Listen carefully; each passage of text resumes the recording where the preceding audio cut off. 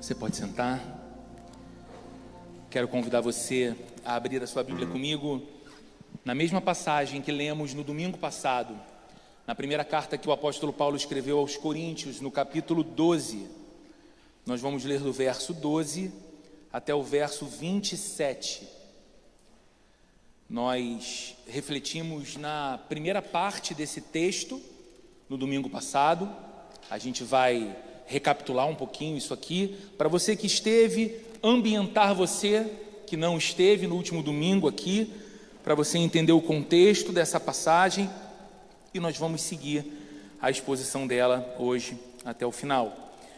Primeira carta de Paulo aos Coríntios, no capítulo 12, a partir do verso 12, diz assim a Bíblia: Ora, assim como o corpo é uma unidade, embora tenha muitos membros e todos os membros, mesmo sendo muitos, formam um só corpo, assim também com respeito a Cristo. Pois em um só corpo todos nós fomos batizados em um único Espírito, quer judeus, quer gregos, quer escravos, quer livres. E a todos nós foi dado beber de um único Espírito. O corpo não é feito de um só membro, mas de muitos. Se o pé disser, porque não sou mão, não pertenço ao corpo, nem por isso deixa de fazer parte do corpo. E se o ouvido disser, porque não sou olho, não pertenço ao corpo, nem por isso deixa de fazer parte do corpo. Se todo o corpo fosse olho, onde estaria a audição? Se todo o corpo fosse ouvido, onde estaria o olfato? De fato, Deus dispôs cada um dos membros no corpo segundo a sua vontade. Se todos fossem um só membro, onde estaria o corpo? Assim, há muitos membros, mas um só corpo. O olho não pode dizer à mão, não preciso de você. Nem a cabeça pode dizer aos pés, não preciso de vocês. Ao contrário, os membros do corpo que parecem mais fracos são indispensáveis. E os membros que pensamos serem menos honrosos, tratamos com especial honra. E os membros que em nós são indecorosos são tratados com decoro especial, enquanto os que em nós são decorosos não precisam ser tratados de maneira especial. Mas Deus estruturou o corpo, dando maior honra aos membros que dela tinham falta, a fim de que não haja divisão no corpo, mas sim que todos os membros tenham igual cuidado uns pelos outros. Quando um membro sofre, todos os outros sofrem com ele. Quando um membro é honrado, todos os outros se alegram com ele. Ora, vocês são o corpo de Cristo, e cada um de vocês individualmente é membro desse corpo. Essa é a palavra do Senhor para nós. No domingo passado, então, como eu disse, nós iniciamos uma conversa que eu acredito sinceramente tratar de uma das maiores necessidades da nossa geração. Nós refletimos sobre esse desejo de pertencimento. Nós refletimos sobre essa nossa necessidade de pertencer. Nós sabemos que uma das piores sensações da vida é estar cercado de pessoas e ainda assim sentir que não fazemos parte de lugar nenhum. E isso acontece tanto e em tantos contextos. Você pode trabalhar por anos numa empresa e sentir que não é parte dela. Você passa boa parte da sua vida, das horas do seu dia, ao lado de pessoas que trabalham com você, mas que você não se sente participante, pertencente no meio delas. Isso acontece em muitos contextos, pode acontecer no condomínio onde a gente mora, na faculdade em que a gente estuda, na escola onde estamos matriculados e também, infelizmente, isso pode acontecer na igreja. E nós vimos, à luz desse texto aqui, que o apóstolo Paulo escreve para pessoas que estavam se sentindo dessa maneira lá na cidade de Corinto. Pessoas que, estando na igreja, sendo de alguma forma contados entre os cristãos naquela cidade, pertencentes àquela igreja, não se sentiam de fato pertencendo. Pessoas que olhavam para outros membros da igreja, pessoas que olhavam para outros cristãos naquela igreja e se comparavam com eles.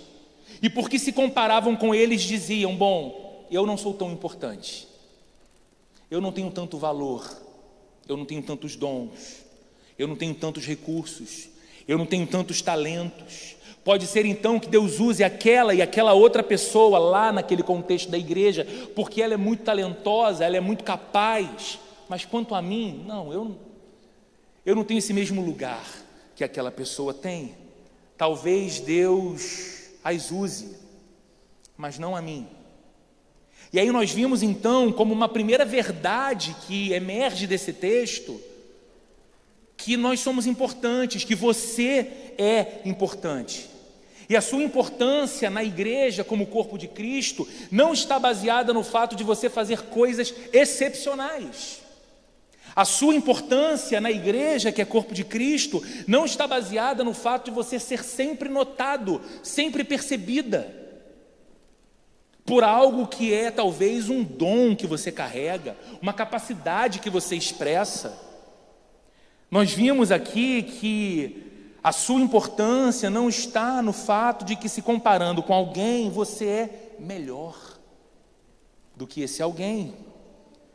Aprendemos à luz desse texto, no domingo passado, que a importância de cada um na igreja se dá porque, assim como foi Deus que colocou cada membro do nosso corpo em seu devido lugar, onde Deus quis colocar, também é Deus quem determina o lugar e a atribuição de cada pessoa em sua igreja, que é o corpo de Cristo.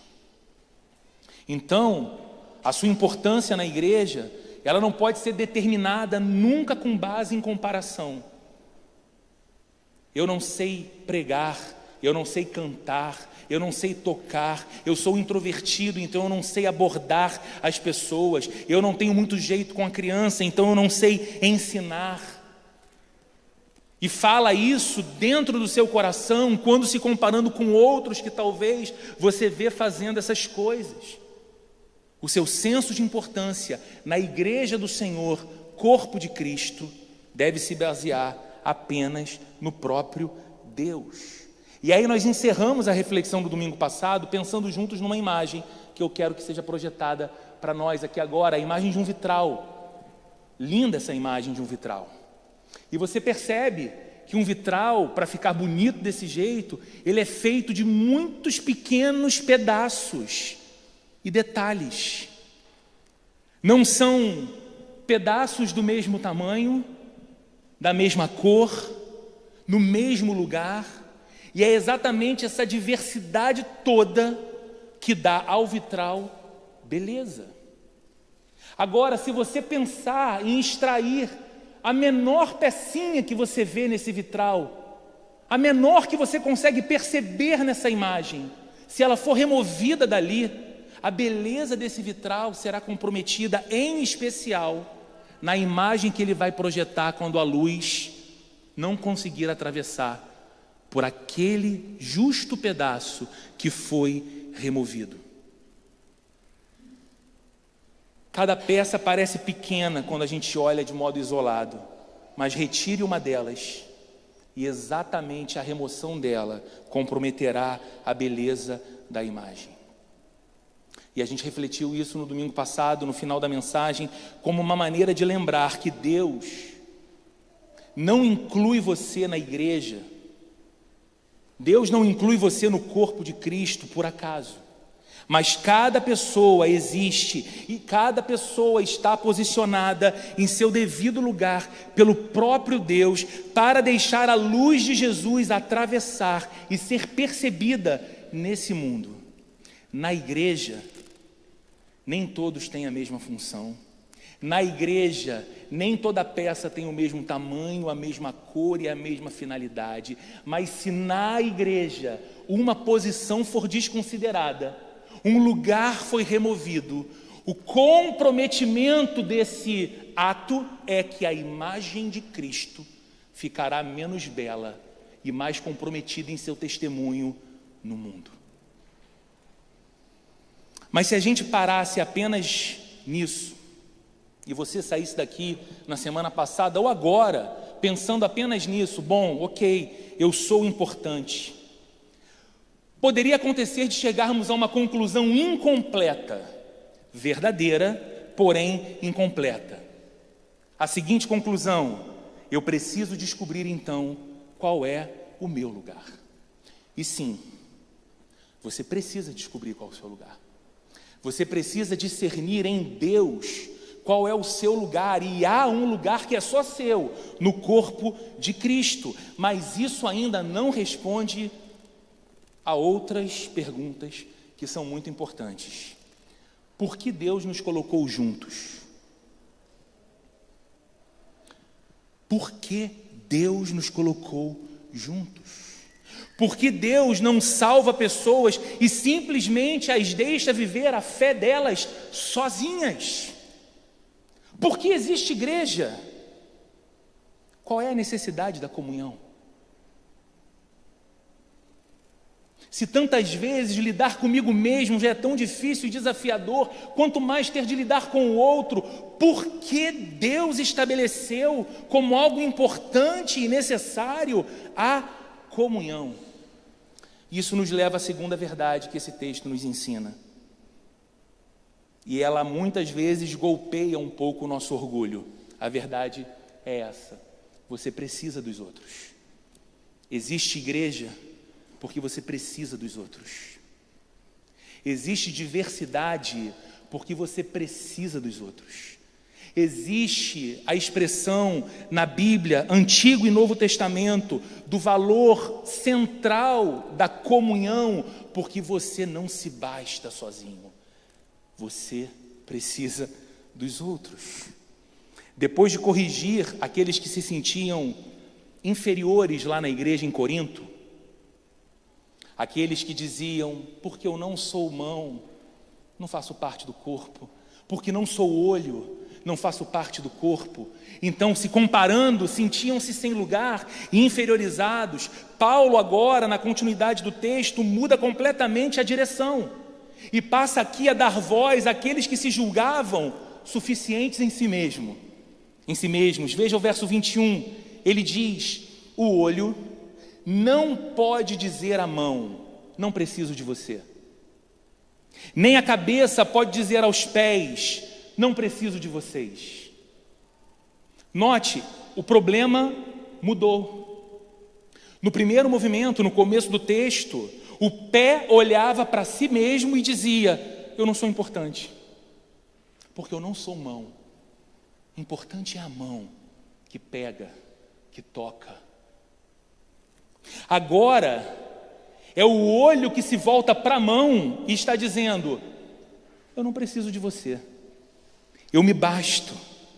É um outro tipo de pecado, mas que nasce na mesma raiz, o orgulho. No primeiro caso, disfarçado de inferioridade. E existe um orgulho que se disfarça de humildade em nós, gente.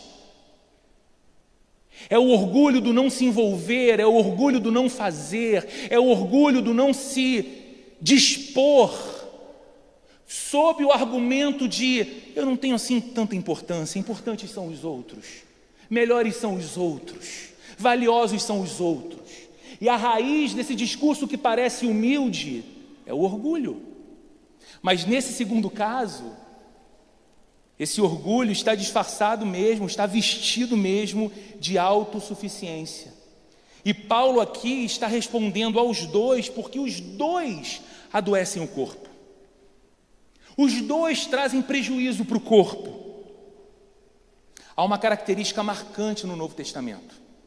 Quando Jesus chama pessoas para segui-lo, quando Jesus chama pessoas para o discipulado, Ele nunca as chama para viverem sozinhas. Você lembra? Você leu o Evangelho de Lucas, por exemplo, e o envio do Senhor, enviando os seus discípulos de aldeia em aldeia, cidade em cidade. O texto diz que o Senhor os envia de 2 em 2, nunca sozinhos. Jesus chama pessoas para o discipulado, Ele forma esses discípulos, e esses discípulos imediatamente passam a formar um grupo, uma pequena comunidade, a comunidade dos discípulos de Jesus. Então você vai para os evangelhos, Mateus, Marcos, Lucas e João, você vê ali um grupo. O grupo que caminha com Jesus, o grupo que está pertinho de Cristo, o grupo que aprende com Jesus, que obedece a Jesus e que é enviado por Jesus. Você passa um pouco as páginas e entra no livro de Atos, e você em Atos já vê uma igreja. Não apenas um grupo, mas um grupo muito maior de pessoas que ouviram o Evangelho, renderam seu coração ao Evangelho e tornaram-se agora discípulos de Jesus. Você avança mais um pouco no Novo Testamento, vai para as cartas de Paulo, de Pedro, e você vê ali famílias espirituais, espalhadas não mais ali só no entorno de Jerusalém, mas pelas cidades do Império Romano, e nada disso, gente, é mera coincidência, é o plano de Deus. Nós vivemos numa cultura profundamente individualista, não é? Nós somos atravessados por essa cultura. Nós não estamos na margem dela olhando e analisando o que acontece de fora. Nós estamos no meio dessa correnteza. Se não percebermos, somos moldados nesse individualismo extremo da nossa cultura. E nessa cultura individualista, nós aprendemos a valorizar autonomia. Você se basta, você é suficiente. Muitas vezes essa conversa, ela não fica apenas aqui interiormente, dentro de nós, alimentando o nosso ego. Às vezes ela vai para a mesa da refeição, em casa, quando numa breve ou leve divergência conjugal, um ou outro afirmam para o outro: eu não preciso de você para nada. É estranho, mas somos filhos e herdeiros dessa cultura. Acontece que o reino de Deus segue uma outra lógica. Quando nós ouvimos o Evangelho, cremos no Evangelho e aceitamos o convite de Jesus para uma nova vida, com uma nova realidade e um novo reino, que é o reino de Deus, essa lógica se torna outra. Maturidade no reino de Deus não é independência. Maturidade no reino de Deus é interdependência. Quanto mais maduros em Cristo nos tornamos, mais aprendemos a depender uns dos outros e a servir uns aos outros. Quanto mais maduros nos tornamos na caminhada com o Senhor, o Espírito nos lembra que a nossa jornada não se resume a eu, Deus e mais nada, mas que Deus nos insere num povo, numa comunidade, e revela a sua beleza, seu amor e o seu cuidado a mim, no meio desse povo. Existe uma verdade, então, que muda profundamente a forma como a gente enxerga a igreja. E como a gente precisa disso, irmãos?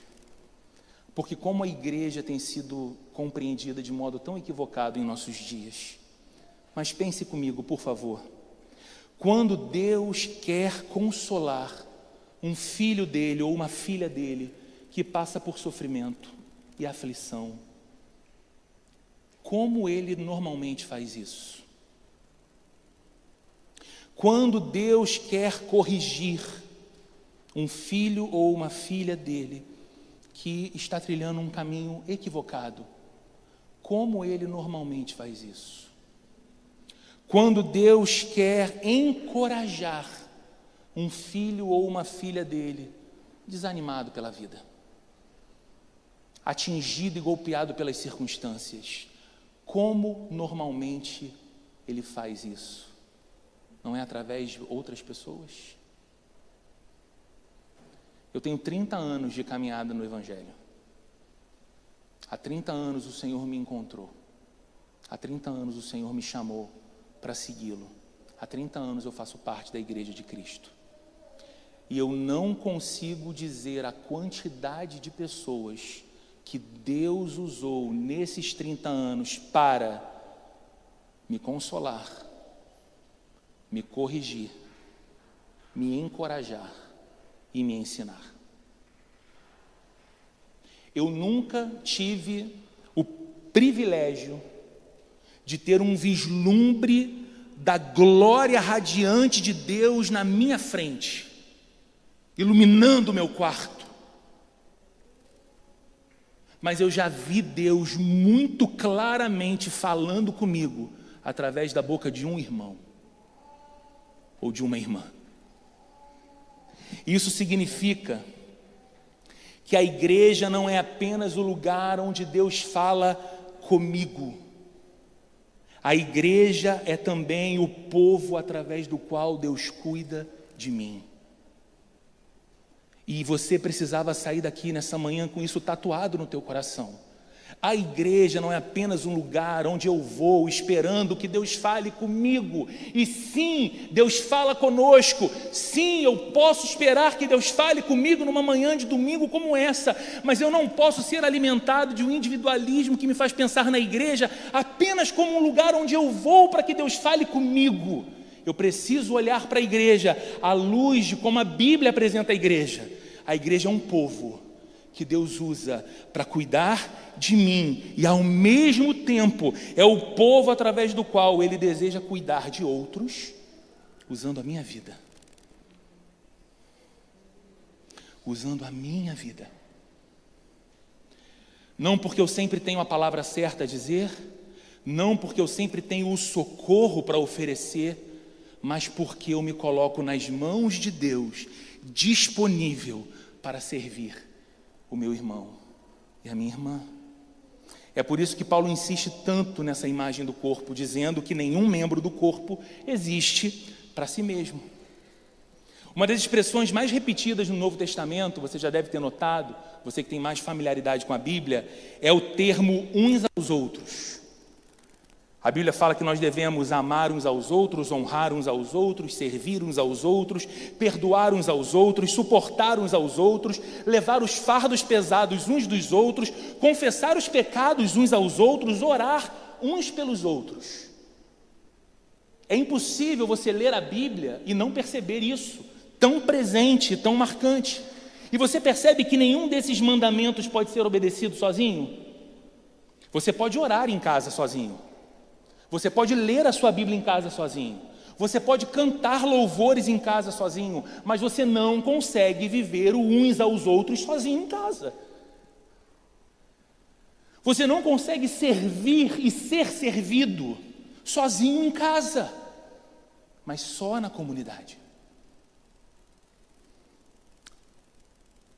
Isso pressupõe então relacionamento, presença, vida compartilhada, tudo isso que a gente tem por impulso natural receio, medo, cautela. A igreja não é, irmãos, um evento semanal. É impossível ler esse livro e após ler esse livro você dizer, a igreja é um evento. Você lendo esse livro chega a uma conclusão, a igreja é uma família. E famílias são construídas vivendo juntas. E todo mundo aqui sabe que isso não é fácil. Necessariamente fácil.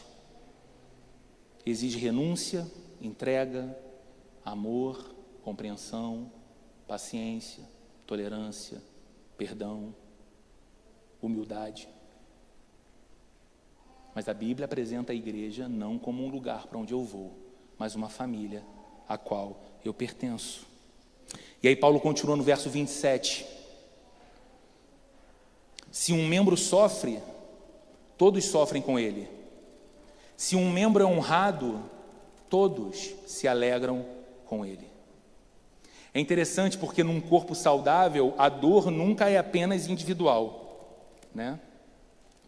Dá aquela topada triste no meio da madrugada, no quarto escuro, do seu dedinho mindinho do pé. No dia seguinte, quando você levanta, parece que você foi atropelado por um trator. Não é assim? A dor que a gente sente, fala, meu Deus, um dedo desse, às vezes é uma unha aqui que encravou. O corpo dá febre, reage por causa daquele pequeno problema num pequeno membro. O que Paulo está dizendo aqui no verso 27 é que é assim que a igreja deveria funcionar. O sofrimento de um irmão nunca deveria ser um problema só dele. E sabe por que isso é difícil para nós? Porque a gente vive na cultura altamente individualista do nosso tempo. E aí a gente olha e diz assim, olha, eu já tenho sofrimento bastante na minha conta por mim só, sabe? Então, se eu não me envolver com o problema do outro, é menos um aborrecimento que eu vou ter. Eu já tenho problema demais para mim, ainda vou arrumar problema com o outro. E a gente é, de alguma forma, endurecido pela realidade de uma vida que faz a gente naturalizar a violência, faz a gente naturalizar corrupção, faz a gente naturalizar falta de atendimento digno em ambientes públicos. Então a gente vai olhando para a dureza da vida e vai dizendo, é isso mesmo, assim, que triste que criança do tamanho do meu filho não tem o que comer, mas graças a Deus não é conosco, vamos para a churrascaria agora após o culto. E a gente vai então sobrevivendo dessa forma, porque a gente pensa, o contrário é muito difícil, é muito sofrido. Mas o que Paulo está dizendo aqui, a Bíblia está dizendo, é que numa realidade de igreja, como corpo de Cristo, a gente simplesmente não consegue ser indiferente a isso.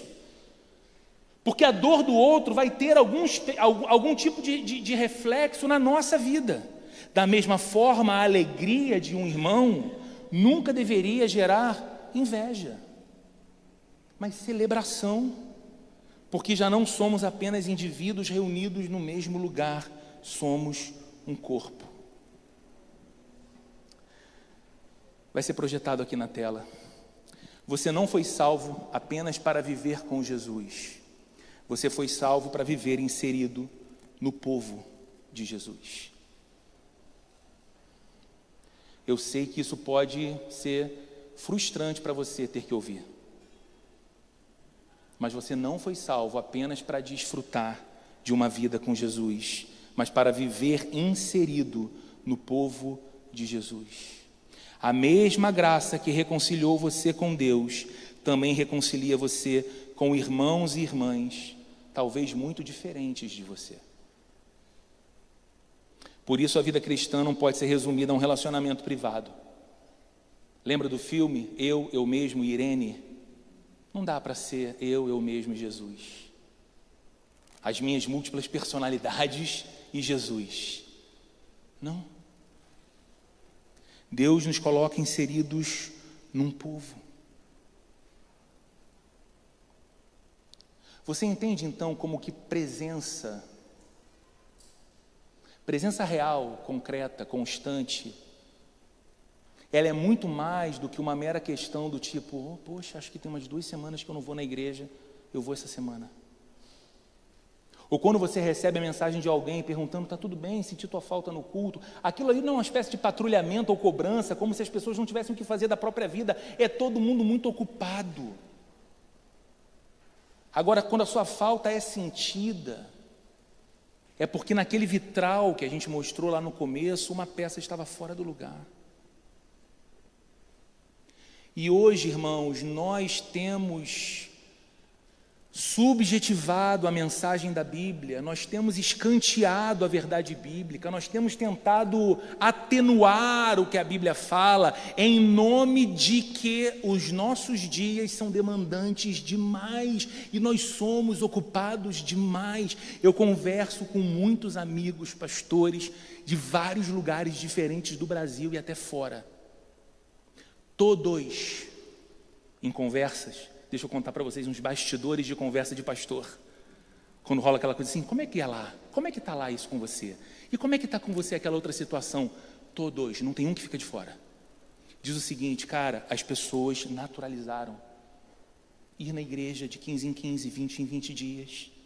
E quando você procura para conversar, diz, não, pastor, está tudo ótimo. Não, pastor, não, poxa, obrigado pelo cuidado. A gente está muito bem, é porque assim, ocupado, teve uma festa de uma criança da amiguinha da escola, a gente fez uma viagem, a gente fez uma outra coisa, a gente teve um desafio, e outro dia a gente não estava muito bem disposto, dormimos até um pouco mais tarde.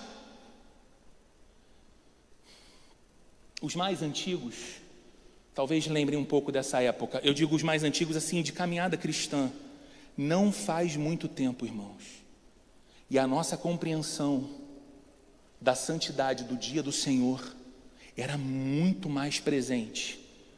Quantos de nós aqui tem memória viva de levantar cedo num domingo, se dirigir para a igreja, encontrar com pessoas, algumas com remela no olho, aquela voz de cama e de sono, e aí sentavam em grupos ou em salas ou em ambientes juntos, e aí todos ali estudavam a Bíblia, estudavam uma doutrina, estudavam alguma coisa, era chamada escola bíblica dominical. Às vezes, ao encerrar a escola bíblica dominical, tinha um pequeno culto devocional, que acabava já próximo da hora do almoço. As pessoas saíam para almoçar, para as suas rotinas, e voltavam, porque à noite tinha culto. Convidavam amigos, levavam vizinhos. No dia seguinte tinha trabalho, demanda, correria, mas iniciavam a semana na casa do Senhor e no meio do povo do Senhor. Levavam filhos às vezes contra a sua vontade, mas vamos para a casa do Senhor. E o filho demorou muito tempo a entender o texto. Alegrei-me com os que me disseram vamos à casa do Senhor, porque ele ia contrariado, mas ele ia à casa do Senhor. Alguns de nós crescemos nesse ambiente e hoje negligenciamos isso aos nossos filhos. E queremos que Deus nos poupe de num futuro breve ter a preocupação de ouvirmos dos nossos filhos: por que agora que eu sou adulto? Por que agora que eu estou casado? Por que agora que eu tenho a minha vida e a minha casa? Você mãe, você pai, está me dizendo, você tem ido na igreja, eu não te vejo na igreja. Se a igreja não foi uma construção na nossa jornada, eu podia faltar. Nós dessacralizamos, irmãos, o dia do Senhor. E nós esvaziamos a nossa consciência de que somos importantes para pessoas e que pessoas importam para nós.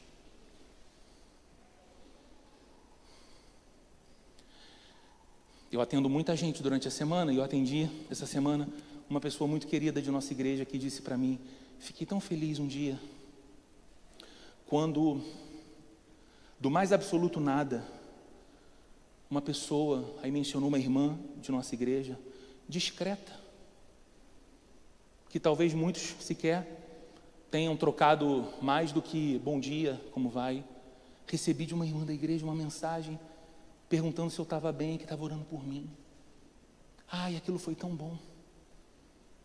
A gente tem perdido, irmãos, a percepção de que Deus, apesar de nós, se agrada em usar a nossa vida para a sua glória. Jesus ama a sua igreja, morreu pela sua igreja, Ele continua edificando a sua igreja, Ele capacita a igreja para a missão de proclamar o reino de Deus no mundo. E se nós queremos amar aquilo que Jesus ama, nós não podemos permanecer na periferia da igreja.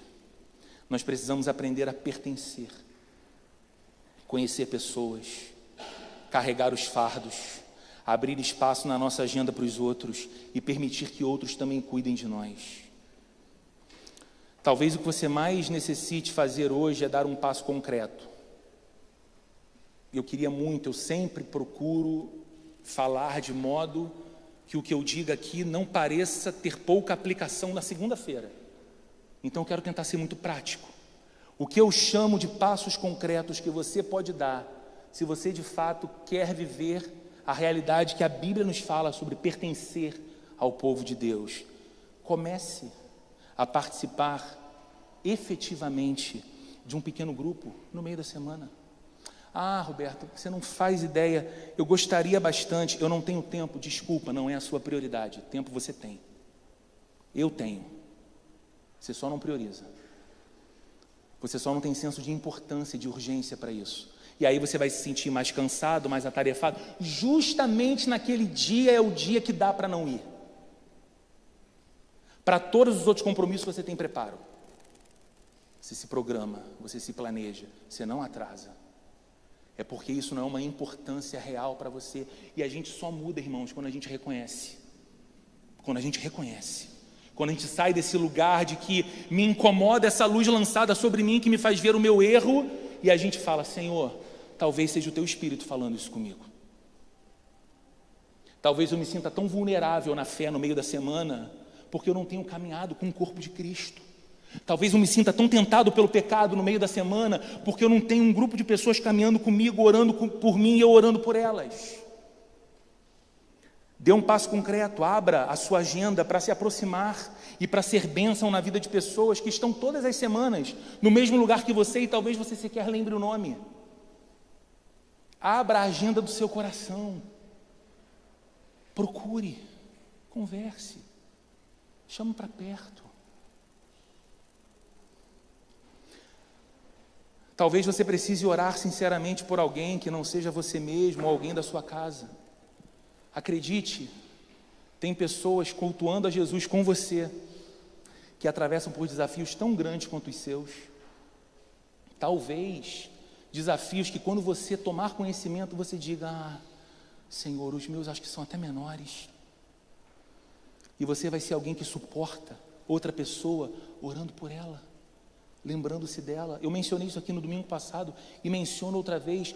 Quantas vezes eu recebo o cuidado amoroso de pessoas durante a semana que me mandam uma mensagem ou me ligam simplesmente para dizer: Roberto, pastor, como é que você está? Está tudo bem? Como é que está a saúde? Como é que está o tratamento da saúde? Tem alguma coisa que eu possa orar? Como eu me sinto cuidado, amado. Mas isso não é um privilégio apenas meu. Isso deve ser algo estendido a todos. Talvez um passo concreto que você precise dar é servir as crianças do departamento infantil. Receber um visitante que chega na igreja. Aí você fala: será que precisa? E assim, essa conversa toda aqui nossa aos domingos nunca é falando sobre ministérios e escalas na igreja. Mas se você tiver um mínimo interesse de saber, a gente tem carência de pessoas servindo em várias áreas da igreja. Estou até estranhando ver a Sheila aqui. Porque na maioria dos domingos ela está na sala de aula dando aula para crianças, porque não tem mais equipe. Porque pessoas precisaram deixar ou quiseram deixar, outras não se disponibilizaram. Gente que simplesmente diz: acho que eu não tenho jeito com criança, e acha que tudo é ensinar criança, e há tanto que fazer para aqueles pequenos. Pergunte para a Lia como é a escala da equipe de conexão, pessoas que estão ali posicionadas para chegar, para quando você chega, pessoas que estão organizando o espaço. Parece um trabalho invisível, mas absolutamente necessário. Eu converso com a Lia, ela fala comigo: pastor, estou com muita dificuldade. Parece que ninguém pode, parece que ninguém tem tempo, ou que ninguém quer.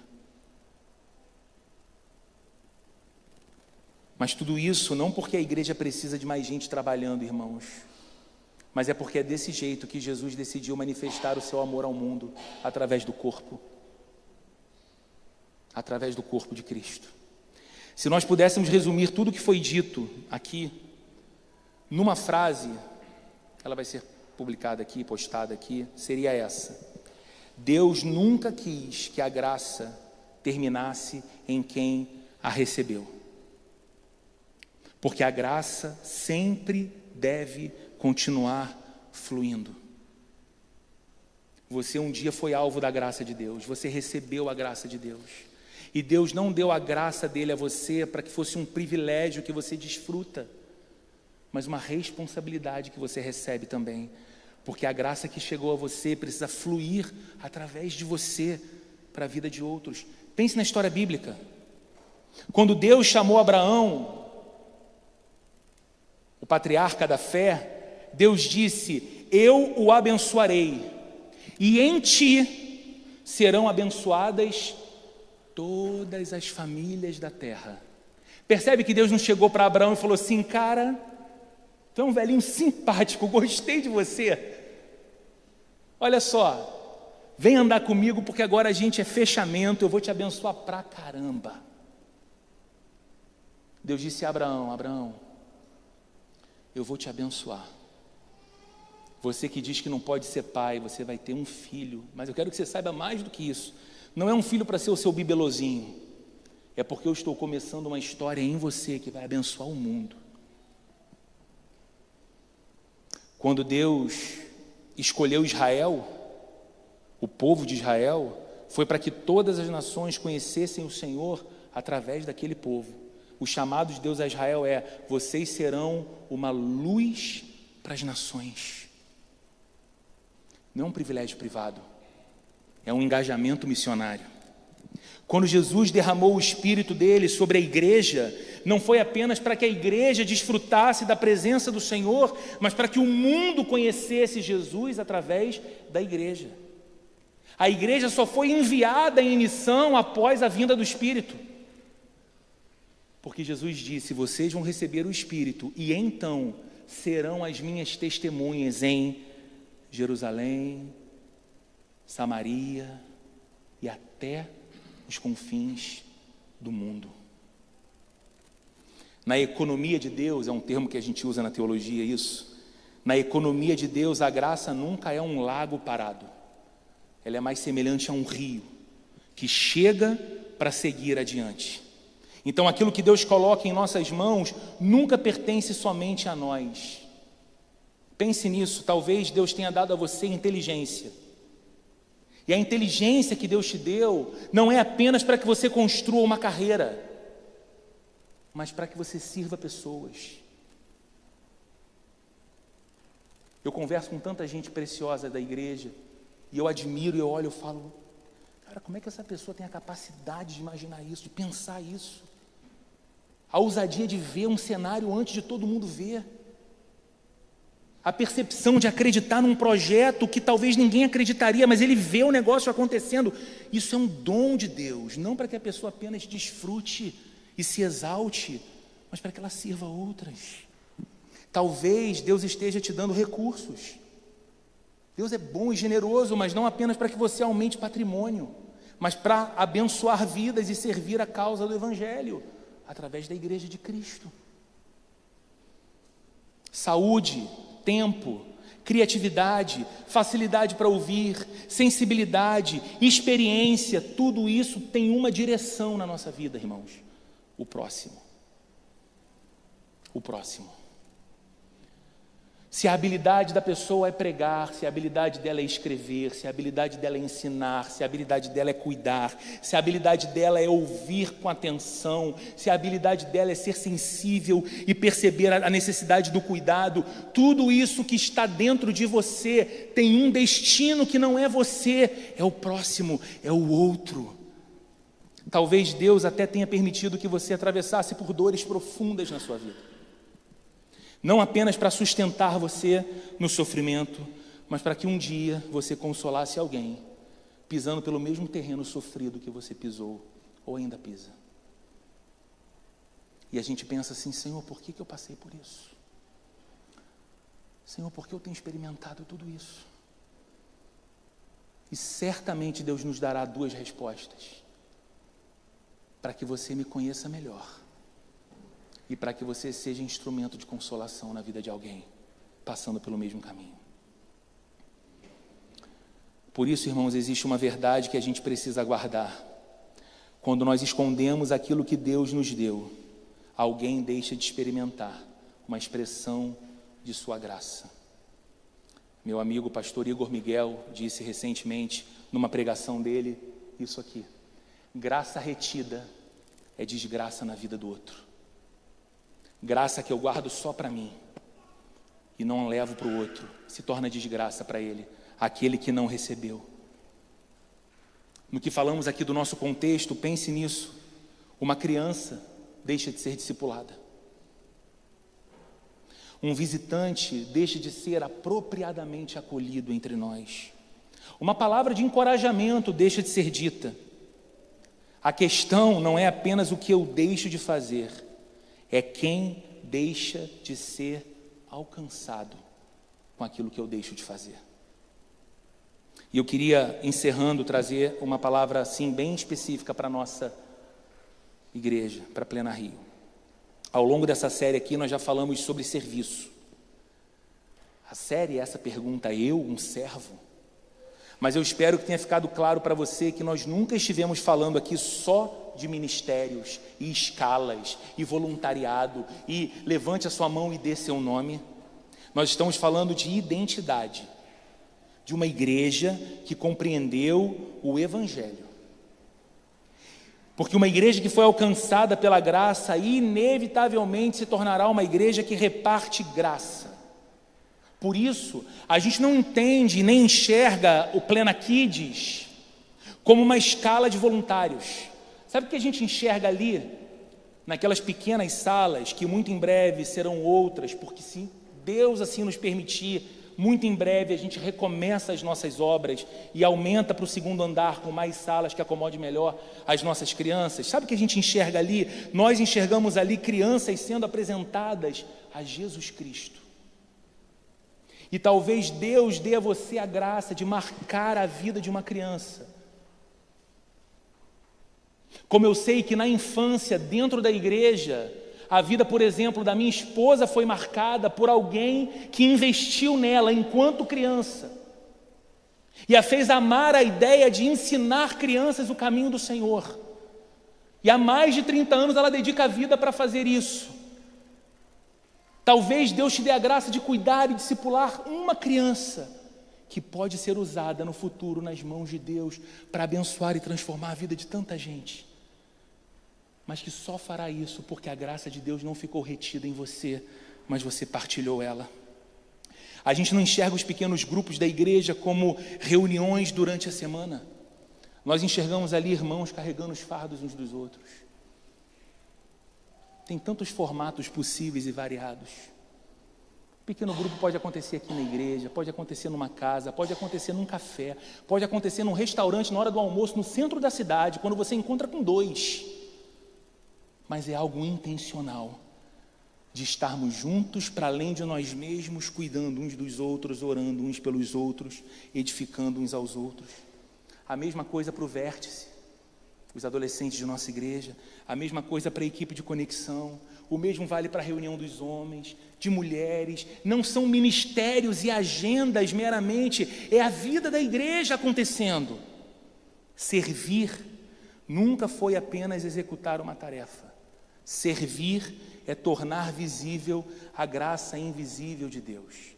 E eu quero encerrar com mais uma imagem, a última, que vai ser projetada aqui na tela. Pense ali, numa corrente elétrica. Essa imagem o Anderson preparou para a gente e ficou muito boa. A energia pode estar disponível, mas ela só chega até a lâmpada porque ela passa por fios, conexões, circuitos. Tem energia disponível, mas até iluminar a lâmpada tem um processo de necessidades. Deus poderia ter escolhido, irmãos, agir diretamente em tudo. Ele é Deus. Nada é impossível para Ele. Mas Ele decidiu que a sua graça deveria percorrer outro caminho. Deus decidiu que a sua graça passaria pelo seu povo. Deus decidiu que a graça dele passaria por você, para chegar à minha vida. Passaria pela minha vida para chegar a você. Quando você consola outra pessoa, ou quando você recebe o consolo vindo das palavras de alguém, a graça de Deus está chegando ao seu destino. Quando você ensina o evangelho para uma criança, e você acha que ela está até desatenta e distraída, só querendo pintar e comer o lanche, mas você está ali, perseverantemente, ensinando aquela criança, a graça de Deus está chegando em seu destino. Quando um pequeno grupo se reúne, novas pessoas são acolhidas nele. Quando você faz o movimento de se integrar a um pequeno grupo, a graça de Deus está chegando ao seu destino. Quando você ora por alguém, ou quando você recebe a oração de outra pessoa, a graça de Deus está chegando ao seu destino. Quando um visitante chega aqui e é sinceramente acolhido, com respeito, com amor, a graça de Deus está chegando ao seu destino. Deus continua sendo a fonte, mas Ele escolheu que nós fôssemos os canais. E quando nós não somos os canais, a graça flui menos. Vamos ficar de pé, vamos orar.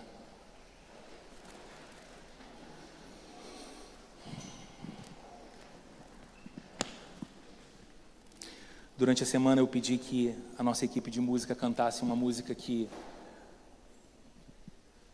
por muitos anos eu cantei, por muitos anos nós três aqui cantamos. Em outros momentos da vida, essa música sempre foi sinônimo de uma oração. Ela é uma oração que nos engaja. Ela diz assim: tanta coisa tenho feito para o meu próprio prazer, Tenho andado à procura do meu próprio bem viver, enquanto existe tanta gente ansiosa por aí, sem te conhecer assim como eu conheço a ti. O chamado que um dia tu fizeste a mim, e não pense em chamado de vocação de ministério, é o chamado ao corpo de Cristo, a salvação. E a letra continua: e ao qual sem hesitar eu disse sim, ressoou em meus ouvidos como na primeira vez, e a ti, Jesus, eu novamente digo sim. Eis-me aqui, eu livre estou ao seu dispor, para onde tu quiseres me enviar. Me coloco submisso a ti, Senhor, para o teu querer em mim realizar. A nossa oração será essa música, dizendo para Deus: Senhor, eis aqui a minha vida. Usa a minha vida no lugar que o Senhor decidiu dispor a minha vida no corpo de Cristo, para a tua glória, para o bem da igreja e para o bem do mundo. Em nome de Jesus, vamos cantar.